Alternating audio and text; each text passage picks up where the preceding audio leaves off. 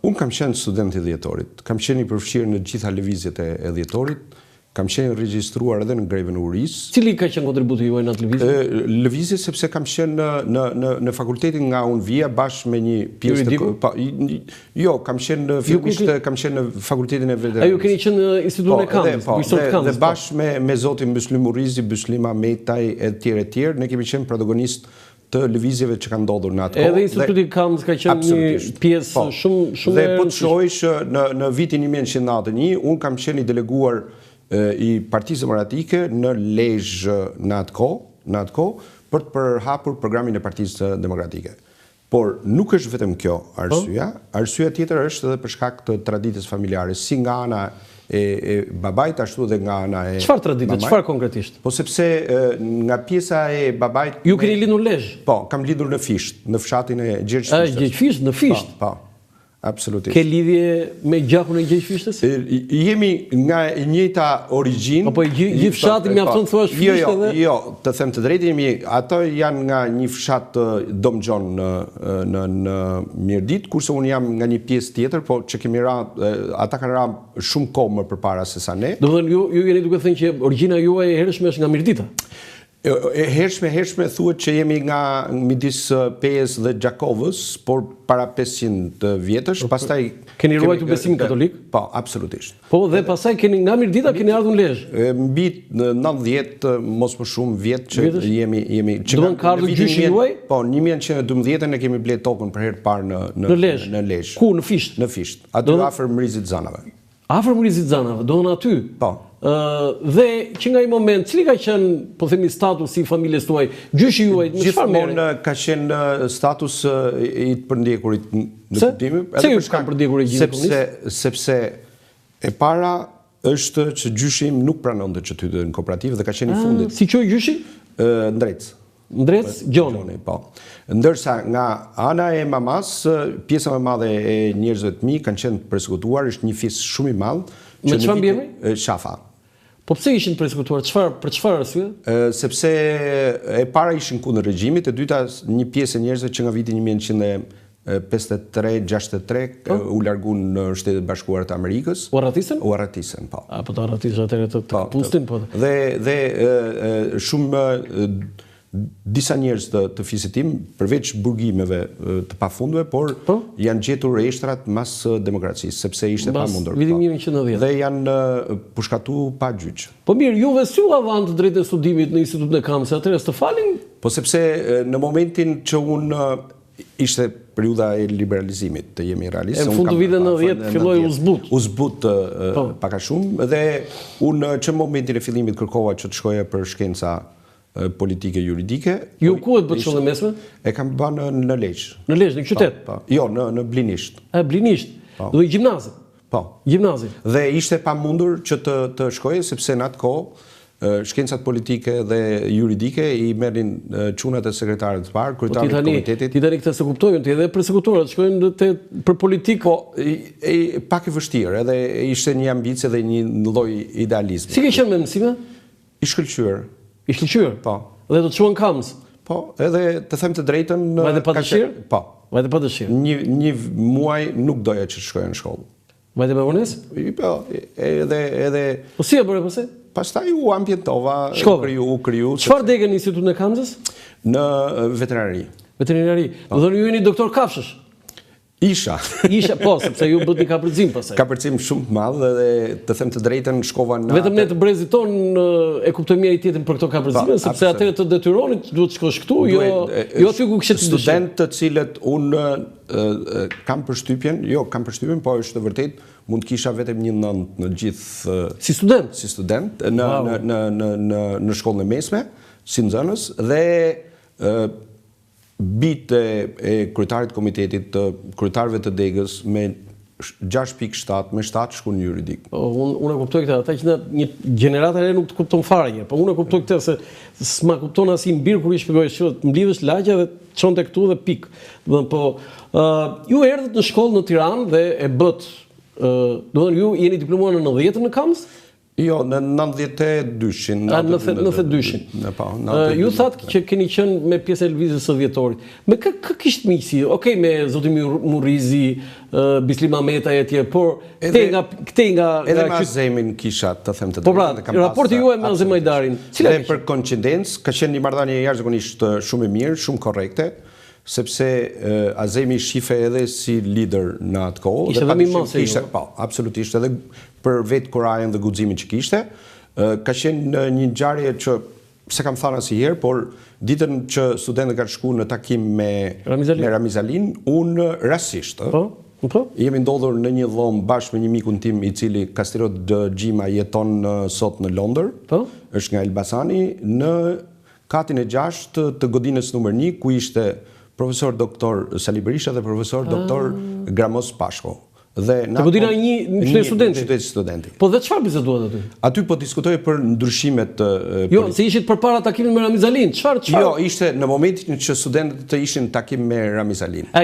Kur ata ishin atje, ju ishit aty, prisin aty. Po, prisim, edhe ishin disa studentë Bardhy Lukcama, Dritan Shano, dhe ishin student edhe të mjekësisë, edhe student ekonomiku. Ju kishit ardhur nga Kamza? Po ne qëndronim në qytet studenti. E rrinim qytet studenti? Po, rrinim qytet studenti dhe ishte një moment dhe zonja e Gramos Pashu se erdhi me një tuf lule dhe po diskutoi për ndryshimet që kishin ndodhur. Dhe profesor doktor Sali Berisha dhe profesor doktor Gramos Pashu po diskutonin për zhvillimet politike që kishin ndodhur në Rumani dhe në vendet e lindjes. Dhe ishte bisedë jashtëzakonisht shumë interesante midis dy pedagogëve, por njëkohësisht edhe përfshirjes së studentëve në këtë. Cili është një kujtim i veçantë me Azem Hajdarin në atë kohë? Ke në një moment që ti nuk e shit nga memoria? Të them të drejtën, kanë qenë ca marrëdhënie jashtëzakonisht shumë solide dhe korrekte. Azemi nga natyra ishte edhe pak çapkën kuptimin jo të keq të fjalës, sepse ishte shumë çapkën, ishte pak çapkën. Dhe me kalimin e kohës, momenti i fillimit ka qenë momenti i vështirë, por me kalimin e kohës fitoi edhe një oratori politike, të cilët duhej vlerësuar dhe në momentet para vrasjes të them që kishte marrë një natyrë politike komplet të ndryshme edhe për shkak se parlamentit është shkollë debati dhe shkollë politike. Si e përjetuat momentin kur morët vesh lajmin e vrasjes së Azem Hajdarit? Ishte një moment padyshim i trisht, pikëllimi, ngjarje shumë e rëndë, sepse për sa kohë që jemi në demokraci të vrasësh politikan për çështje të cilët të them të drejtën demokracia ka ca vlera tjera, është një ngjarje shumë e rëndë, jashtëzakonisht shumë e rëndë, dhe padyshim që u ndjeva jashtëzakonisht shumë i trishtuar, edhe për shkak se është lideri i parë i një force politike në Shqipëri dhe padyshim që trashëgimia e tij sot po të qohet. Unë tani po pyes pak si jurist, se do futemi edhe në temën e politikës, që unë kam intervistuar Siri Frigard, ju kujtohet si jurist i gjykatës, që ishte prokuror norvegjeze që ju atashua grupit e Timor. Ajo më ka thënë në intervistë që Azem Hajdari nuk është vrarë për politikë. Ju jeni dakord me këtë? Të them të drejtën, për sa kohë që nuk kam qenë pjesë e dosjes, nuk mund të ngrej hamendësime. Këtu fole si gjykatës, jo si politikan. Po tani duhet të alternojmë pjesën e gjykatës. Po na e thuaj një gjë këtu tani, na e thuaj një gjë këtu. Por po të nisësh mbi bazën e gojdhënave, të jemi realistë dhe njerëzit mund ta perceptojmë që ishte një vrasje jo konfliktuale. Por në vetvete vrasjet konfliktuale edhe të momentit kur janë të lidhur me politikën, padyshim që janë vrasje politike. Do thënë ju keni bindje që Azem Hajdari u vra është vrasje politike? Padyshim me ca kulisa të cilët nga i herë edhe janë fry për elemente kriminale ose për konflikte të cilët kanë qenë të trashëguara, por kur kanë ndikim politik, gjithmonë merr natyrë të kësaj trajte. Zoti Gjoni, më pas mbas lëvizjes të vjetorit, ju ndryshova komplet dhe nuk kam punuar si ditë në profesionin e mëparshëm. S'punuat fare? Fillimi i ditës time të punës ka qenë të sindimit gjyqtar në gjykatën e Tiranës. Kjo është, ju filluat fakultetin e juridik? Absolutisht. E filluat ditën, sepse atëherë ishe me konkurs, më kujtohet. Jo, ishte periudhë tjetër sepse ishte liberalizuar dhe shumë njerëz. Po prap kishte konkurs. Jo, pas viteve 90 edhe shumë shkonin edhe për shkak të kotave që kishin të përsekutumit, po unë nuk shkova si i tillë. Po si shkova ty? Unë u hap jashtë quajturi shkollë për të realizuar dhe kam pasur një eksperiencë në vitet 1994-96 para zgjedhjeve të një. Shkoj në Shtetet e Bashkuara të Amerikës dhe isha në gjykatën e lartë të New Yorkut. Bashkë me një grup mish koleg të gjykatës së Tiranës dhe takimi me gjyqtarët e gjykatës së lartë, pavarësisht se të motivoj gjyqtar të shtetit. Jo, isha në dyrën e gjyqtarit. E ishe gjyqtar, po. Dhe e gjithë takimi sillej rreth emrit tim. Si është e mundur që ti një moshë 23 vjeçare të fillosh punë si gjykatës. Ai ishte pak konceptueshme për ata. Po pse ishte konceptueshme për kushtet e Shqipërisë? Si fillua ty atë? Ishte e konceptueshme për kushtet e Shqipërisë për një arsye shumë thjeshtë. Ndryshimi i sistemit lindi nevojën e sjelljes së një brezi të ri në sistemin, sepse juristësh.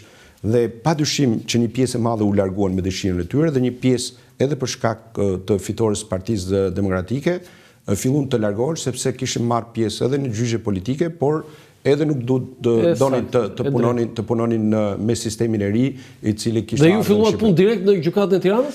Po, në gjykatën e Tiranës. Ndihmës gjyqtar, po pastaj gjyqtar? Pastaj periudhë 6 mujore, në tetor të 1993 që kam filluar punë dhe diku në prill të 94 si gjyqtar.